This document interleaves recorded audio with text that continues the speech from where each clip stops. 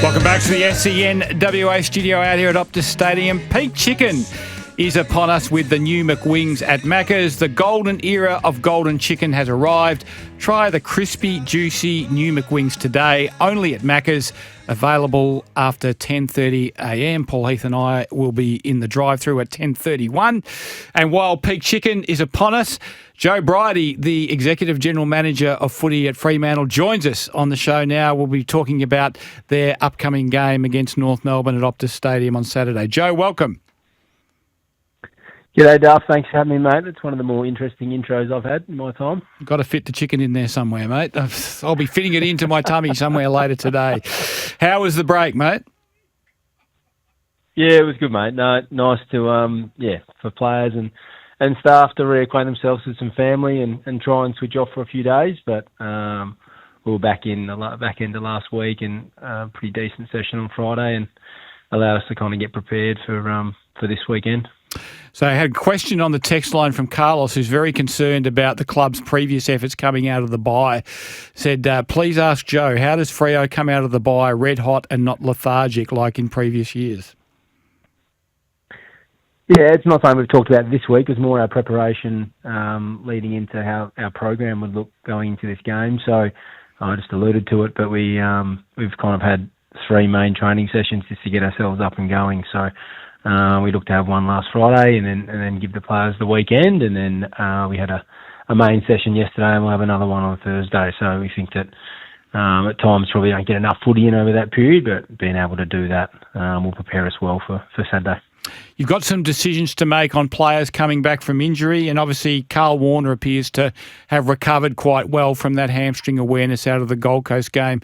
Has Carl Warner reached a point where if he's fit he plays? Has he come through, obviously one of your more improved players I think over the course of this year? Is he now inside your best 23, do you think?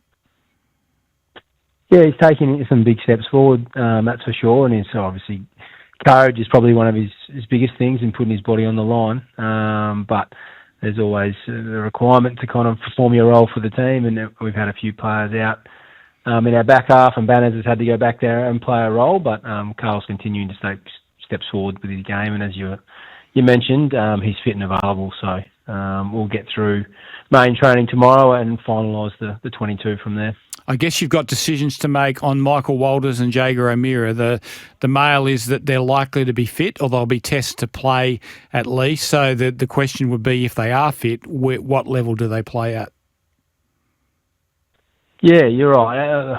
Sonny's probably one who's missed a fair bit of footy. I think it's 15 weeks now before he injured himself after that pre-season game against Melbourne. So he's obviously going to build his minutes. That'll be a requirement for him. And then we've got Narkle, O'Meara, Isaiah Dudley's obviously come back after a couple of weeks back home for personal reasons. So it's pleasing to be able to have some players coming back. And a few of those guys will obviously need to build after having decent stints away. But our competition for spots is important, and obviously the group that went away to Gold Coast had a really strong performance.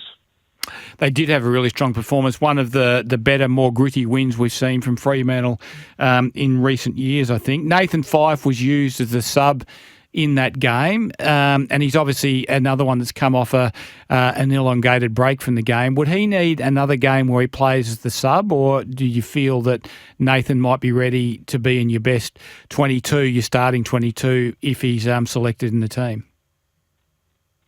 Yeah, it was the right thing for him against Gold Coast in terms of his build. We probably didn't have the full minutes that would make him available for a full game, so we felt like that was the right fit, and then he's been able to continue to train over the bye and into this week. So definitely, if needed, he's available for a full game of footy ultimately.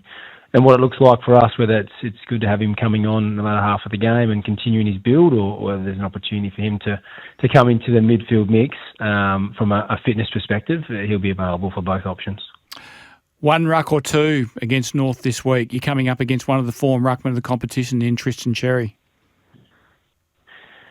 Yeah, you're spot on. We felt like it was pretty important against Wits in the wet, and in particular, and obviously they played the 2 rucks as well, having 2 big men that can compete, and Jacko's influence at ground level, not only in the ruck but when he played as a mid through the game was really important to us. So it's something that with obviously Tristan Cherry and the impact that he has and his impact at stoppage, it would give us an opportunity to play both players, and whether North even look to bring the likes of potentially Teakle in as well. So it's something we've got to monitor, and obviously we've got a 5-day break on the back of this game as well. So with Sean's continued build and what his minutes would look like, and whether this is the right fit this weekend against someone like Cherry, who's obviously has a pretty big impact, and stoppage is a big part of North's game. He's quite a dominant player at stoppage, isn't he? We saw late in the game against West Coast when they'd taken the lead, North Melbourne, they needed to keep the ball inside the contest, and his ability just to basically nurse the ball back down to the ground at his feet and keep it inside the contest. He's physically quite imposing. Yeah, you're spot on. He looks to take it out of the ruck at times, or even bring the ball to the ground, as you mentioned, and follow up his own work. And obviously they've got some players inside that, from a contest perspective, are pretty impressive in LDU and Simpkin, and Wardlaw's obviously growing his craft too, and Parker, as an older player, spent some time in there. So it's definitely a strength of theirs at stoppage, and they were able to have an impact, and he locked away the ball away in their forward half on the weekend. So we'll need to make sure that we combat that with our group, and we feel like that's an area of our game in recent weeks that's continued to take steps forward, but is by no means a finished product for us. I saw Justin Longmuir give an update on Alex Pearce on Channel 7 News last night. It sounds like he's not too far away, maybe obviously not quite ready for this week, but potentially in your next game? Yeah, well, that's what we're doing at the moment. He'll actually do some on-field running today. He was on an Ultra G earlier in the week and it's pulled up well, so he needs to tick all the markers. But at this point in time, the timelines that we've got set up for his running program, and then ideally to full train next Tuesday, would set him up to be available for Essendon. But as we've alluded to before, with the bone stress injuries and the issues that Alex has had with these things over his journey, we won't be taking any risks, and he definitely need to tick all the boxes. But the schedule at the moment allows him to be available. So, with a player in Alex's situation, the plan is you do the work, and it's as much about how they pull up as opposed to their ability to do the work. Would that be right? Yeah, spot on. That gives us the most important information, that kind of 24 to 48 hours post, in terms of how he's taking the load. So it's something that we just need to see him kind of gradually build that load over the next 3 sessions that he's got into next week, and that information that Alex gives back to us is pretty important, and we know how important he is to us in the second half of the year, so we want to make sure that when we bring him back, he's available for the remainder of the season. You must be just wrapped with the first season that Murphy Reid has had in the AFL, Joe, not just his ability to play every game, but his ability to have impact in every game and do things in confined spaces that only a handful of players can do. He's been, I guess, the most pleasant of surprises for the club. Yeah, you're spot on, Duff. I think that the most pleasing thing from our end is his ability to take on feedback as well. Like in game and during the week, there's aspects of his game that he's learning each week from what those roles in the forward half require, because he's obviously come through the draft as a midfielder, and we think that that's probably where he can look to play some of his footy in the future. But as a high half forward, as you mentioned, his craft, his compliance to his role has been really strong, and in a phone booth he can do some things that other players can't at his age. So he's definitely got aspects of his game that he's continuing to improve, but it's definitely been a pleasing start for a first-year draftee.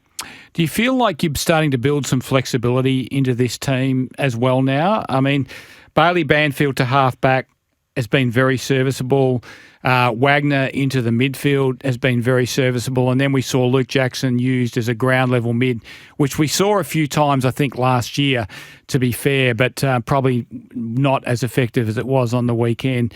Do you get the feeling you've got a few more strings to your bow than you've had previously?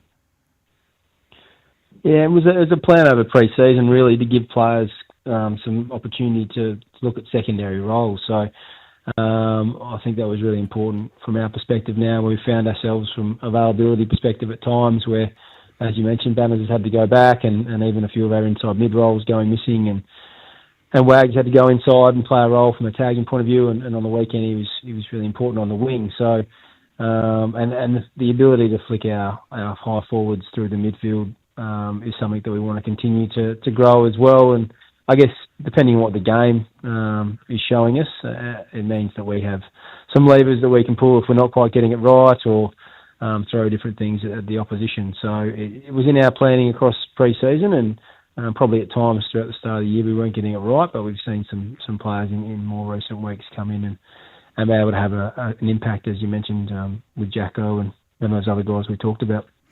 One role that is very much a specialist role is the fat side wing role. Jeremy Sharp tends to fill that role for you.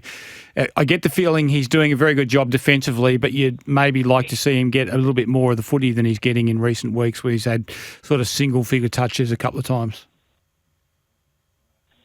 Yeah, well, look, that's probably the hardest part sometimes when you're in an open side winger, especially when the games we're playing in are wet games of footy, and at times that means that the ball can get served from stoppage and you get caught playing a straight line game at both ways, and opportunities don't necessarily arise.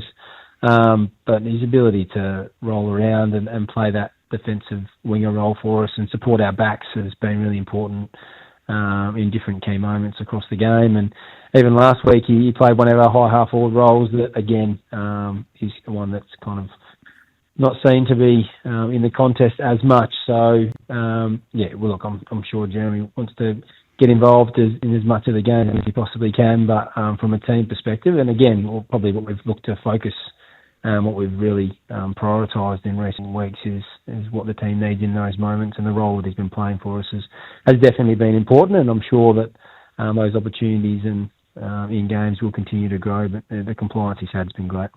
Rob's a bit concerned. You don't seem to drop players to the Waffle to find form, Rob reckons. It doesn't seem to happen much. Does the club still have confidence in the Waffle as a place where players can build form and minutes?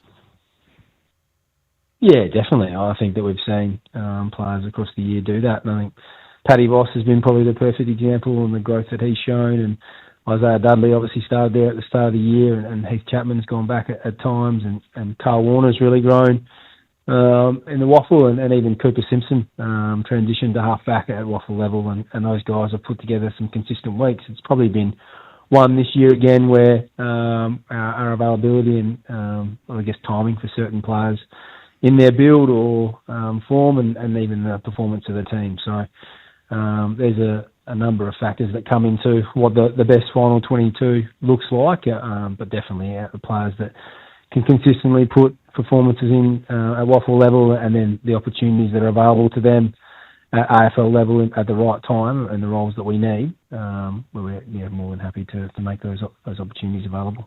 Joe, wish you all the best on Saturday night, and obviously just another reminder to Freo fans, this is not a home game for Freo, it is an away game, so if you want to go, you've got to go and get your tickets to this game. Joe, hopefully a crowd of 35 to 40,000 there to face the Roos.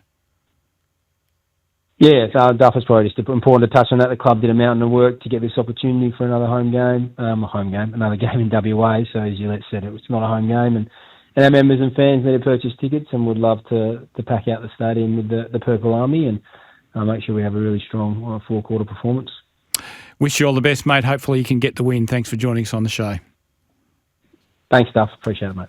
Joe Brierty there, the Executive General Manager of the Fremantle Dockers, of course, coming to us thanks to McWings at Macca's. The golden era of golden chicken has arrived. Try the crispy, juicy new McWings today, only at Macca's, available after 10:30 a.m. We'll be back with more after the break.